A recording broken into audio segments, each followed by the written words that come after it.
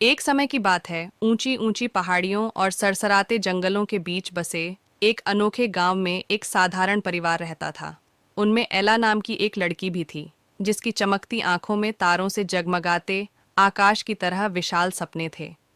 हालांकि उनका जन्म गरीबी में हुआ था, फिर भी उनकी आत्मा अटूट रही और उनका हृदय आशा से नाचता रहा। एक दिन जंगल में भटकते हुए एला की नज़र एक छुपी हुई घास के मैदान पर पड़ी, जहां एक अलौकिक आकृति उसका इंतजार कर रही थी। वह कोई साधारण व्यक्ति नहीं था, बल्कि जादुई साम्राज्य का एक राजकुमार था, जिसमें जादू और रहस्य की आभा झलक रही थी। एला की मासूमियत और दयालुता से मंत्रमुग्ध होकर राजकुमार ने खुद को प्रकट किया और उसके साथ अपने रहस्य साझा किए। जैसे जैसे उन्होंने एक साथ समय बिताया, उनके बीच एक बंधन विकसित हुआ जो उनकी दुनिया की बाधाओं को पार कर गया। लेकिन उनकी खुशी अल्पकालिक थी, क्योंकि राजकुमार अपने राज्य के प्रति कर्तव्य से बंधा हुआ था। एक ऐसी भूमि जो छाया में छिपी हुई थी और प्राचीन अभिशापों से ग्रस्त थी। अभिशाप को तोड़ने और अपने क्षेत्र में प्रकाश लाने के लिए दृढ़ संकल्पित राजकुमार एक खतरनाक खोज पर निकल पड़ा और एला को वापस लौटने के वादे के साथ विदाई दी।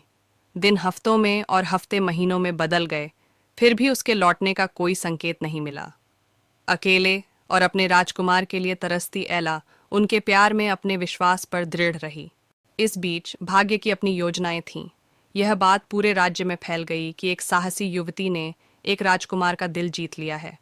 उसकी सुंदरता से आकर्षित होकर दूर दूर से प्रेमी उससे शादी करने के लिए आए, इस उम्मीद में कि वह उस पर अपना दावा करेगा। लेकिन एला अपने राजकुमार के प्रति वफादार रही। उसका दिल सिर्फ उसी से जुड़ा था।